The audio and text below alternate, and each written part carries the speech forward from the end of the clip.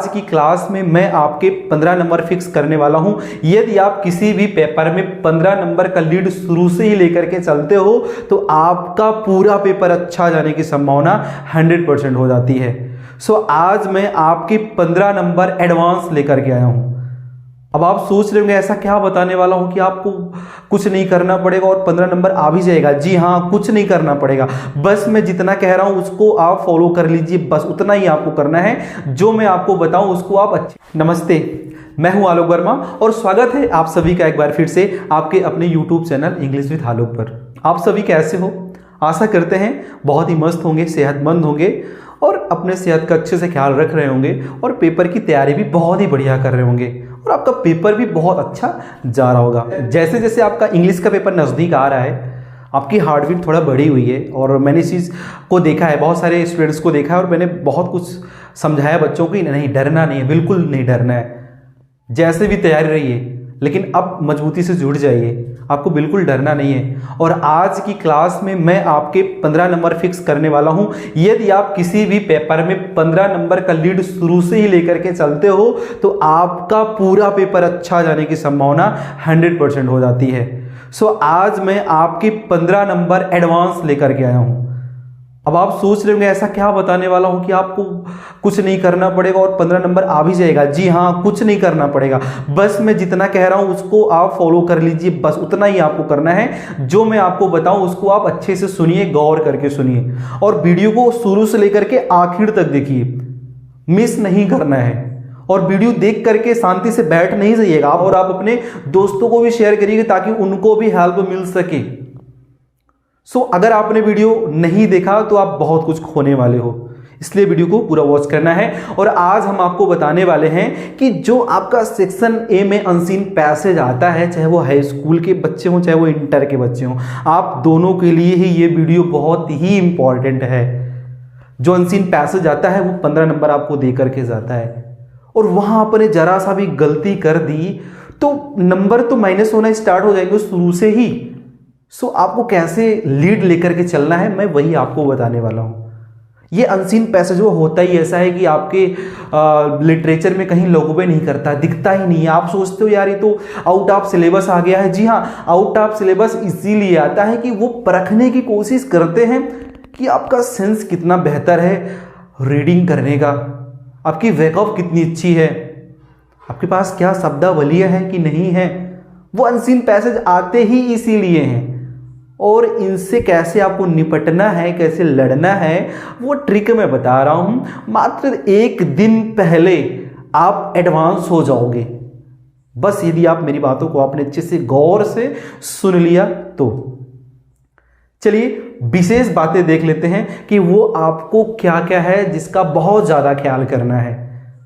Channel को subscribe जरूर कर दीजिएगा, वीडियो आपको अच्छी लगे तो लाइक शेयर तो नहीं रुकना चाहिए। मैं जो बातें आपको बता रहा हूं कोई आपको बातें बताएगा नहीं, सब आपको बोर्ड पे ले जाएंगे, लिखाएंगे, पढ़ाएंगे, लेकिन वो चीज़ जरूरी हमारे लिए है कि हम कितनी एनर्जी से और किस मानसिकता से एग्जाम पेपर में बैठें कि नंबर हम अपने जेहन से निकाल के लाएं कि हाँ मैं इस नंबर को लेकर के रहूंगा। उसके लिए क्या करना पड़ेगा ना, हमें थोड़ा एक रूल बनाना पड़ेगा, खुद का रूल बनाना पड़ेगा कि हमें इसको पालन करना है, तभी चीज़ें हमें क्लियर करनी है। ठीक है, मैं जो आपको बताने वाला हूं उसको बहुत ही गौर से सुनिए। वो क्या चीज़ें हैं वो आपको आगे बस मालूम चलने ही वाले हैं कि आपको वो क्या क्या है जिसको समझना है, तब जाकर के अनसीन पैसेज का आंसर देना है।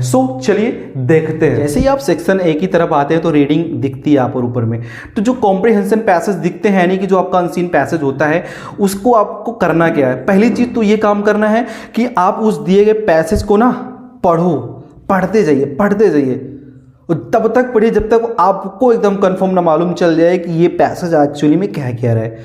कम से कम कितनी बार पढ़ना है? 3 बार पढ़ना है और उन सभी शब्दों, वाक्यों या फिर वाक्यांशों को चिन्हित कर लीजिए या फिर उनको अलग कर लीजिए जो आपको गद्यांश को समझने में आवश्यक प्रतीत होते हैं। इसका मतलब ये हुआ कि आप पैसेज को पढ़िए और देखिए कि इनमें क्या चीज़ ज़्यादा यूज हुआ है, किस चीज़ पे ज़्यादा जोर दिया गया है। आप उसको थोड़ा अलग कर लीजिए। और जब आप लिखना स्टार्ट करो तो एक बात का ध्यान दीजिएगा, कोई ऐसी बात नहीं लिखना है जो आपके पैसेज में ना हो। कुछ बच्चे क्या होता है ना, कुछ भी लिख देते हैं यार, फिल्मी गाने लिख देते हैं, रामायण महाभारत लिख देते हैं। तो इस बात से आपको बच के रहना है, अपनी तरफ से भी कुछ नहीं लिखना है। कहने का मतलब आप अपना मत नहीं दीजिएगा और ऐसी कोई बात नहीं लिखिएगा जो आपको पैसेज में नहीं दिखाई दे रहे हो। और जहाँ तक हो सके एकदम सिंपल लैंग्वेज का यूज़ करिए, एकदम सिंपल भाषा का यूज़ करिए और ऐसा लिखिए कि भैया जो सारांश में दिख रहा हो, जो आपको पैसेज में नज़र आ रहा हो वही लिखना है, अलग से नहीं लिखना है। और कोशिश करिए कि जो प्रश्नों के आप आंसर दे रहे हैं ना वो थर्ड पर्सन में होना चाहिए। थर्ड पर्सन का मतलब ही, सी, इट एंड दे, इनमें से होना चाहिए। जिस टाइप का आपको लगे आप थर्ड पर्सन का ही ज़्यादा इस्तेमाल करिए, सरल भाषा का प्रयोग करिए और आवश्यक मात्र ही वाक्यों को लिखिए। इतने नहीं लंबे लंबे वाक्यों को आपको नहीं लिख देना है। और जब भी वोकैबुलरी से रिलेटेड कोई आंसर आपको देना पड़ रहा है तो इस बात को आप बहुत ज़्यादा ध्यान रखें कि दिए गए शब्द व आपके द्वारा उत्तर में लिखे गए शब्द का पार्ट ऑफ स्पीच बिल्कुल अलग नहीं होना चाहिए। इट मीन्स कि अगर वर्ब का आंसर पूछा जा रहा है तो आंसर वर्ब में ही होना चाहिए, अगर उत्तर नाउन का पूछा जा रहा है तो उत्तर भी नाउन का ही होना चाहिए।